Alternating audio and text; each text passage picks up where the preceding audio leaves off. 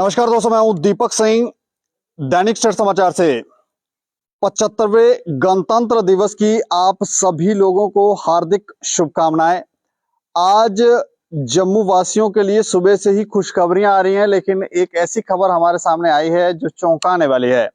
एक चोर नरवाल पुलिस चौकी से कल फरार हो गया था और उसके बाद अब वहां पर पुलिस के अधिकारियों के ऊपर कार्रवाई देखने को मिली है और 4 अधिकारी, जिसमें चौकी अफसर भी है, चौकी अफसर समेत 4 अधिकारियों को उनके पद से निलंबित कर दिया है, निष्कासित कर दिया है।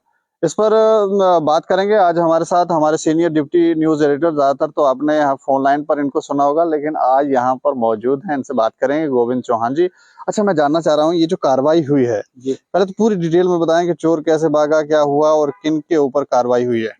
देखिए, अपना पुलिस ने एक चोर अपना लाया था पुलिस चौकी नरवाल में, जिसका नाम था मोहम्मद बकार सन ऑफ नूर मोहम्मद।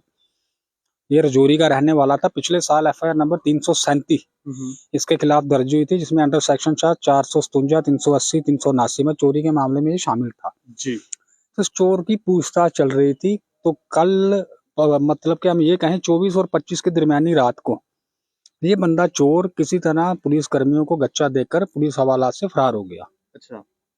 इसके फरार होने के बाद एसएसपी जम्मू ने एक इंक्वायरी ऑर्डर की है, डीई जिसे हम कहते हैं। जी।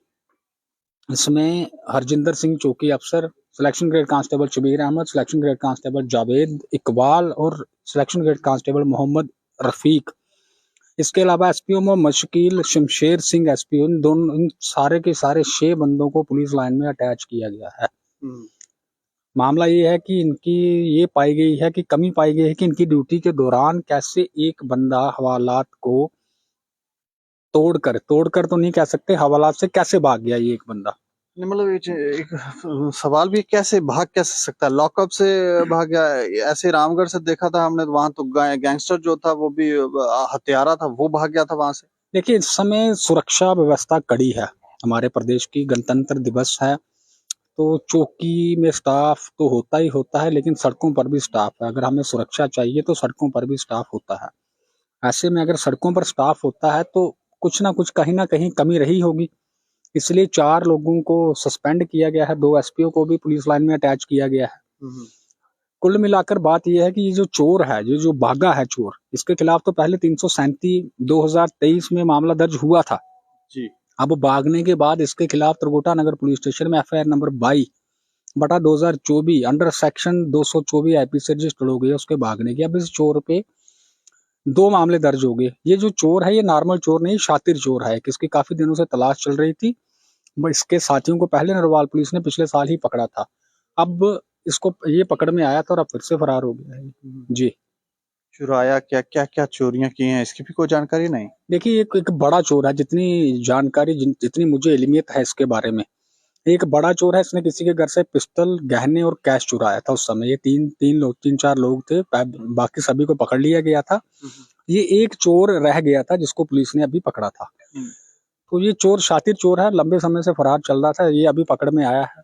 बड़ी हैरानगी की बात यह है कि नरवाल चौकी अफसर में लगातार दूसरे अफसर को हटाया गया। इससे पहले जो चौकी अफसर थे उसको भी हटा लिया गया था किसी शिकायत के कारण। हाँ, राजीव नगर में क्योंकि नशे का बड़ा व्यापार चलता है, तो ऐसे में कोई तो ऐसा ऑफिसर होना चाहिए जो इन सब चीजों पर रोक लगाए। लेकिन लगातार जिस तरह से शफलिंग हो रही है, अगर कुछ भी छोटी मोटी गलती वहां पर देखने को मिलती है, उसके बाद उनको सस्पेंड कर देते, तो ये कहाँ तक सही है?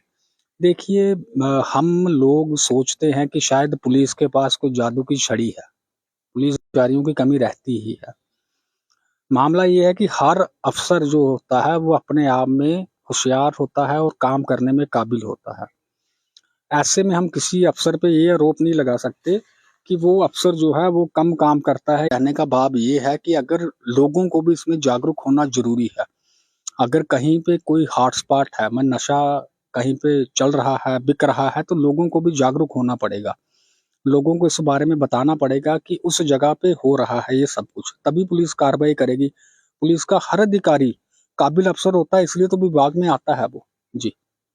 नहीं, इसमें तो कई ऐसी भी जानकारियां हैं कि लोग बताते हैं कि यहाँ पर है, ये लोग हैं, तो वहां पर उन नशा तस्करों को पहले पता चल जाता है कि ये जानकारी पुलिस वालों को कोई दे रहा है अंदर से, फिर वहां पे लड़ाई झगड़ा शुरू हो जाता है। ऐसे में तो उनको खतरा हो जाता है, वो कहते हैं हम जानकारी देने की, पुलिसकर्मी ही बीच में मिले हुए हैं तो हमें मरवा देंगे। देखिए, एक मछली जो होती है वो पूरे तालाब को गंदा कर सकती है। मुझे लगता है कि शायद ऐसा कुछ मामलों में हुआ होता होगा, लेकिन अगर आप बात करेंगे नरवाल की, तो नरवाल में आप देखिए पुलिस आए दिन रेड करती है। नशा तस्करों को पकड़ने के लिए ही छापे मारे जाते हैं। रही बात, अब मान लीजिए हमारे डीएम साहब ने एक आदेश निकाला है कि किराएदारों की वेरिफिकेशन करवाई जाए, तो आप देखेंगे कि लोग किराएदारों की वेरिफिकेशन ही नहीं करवाते।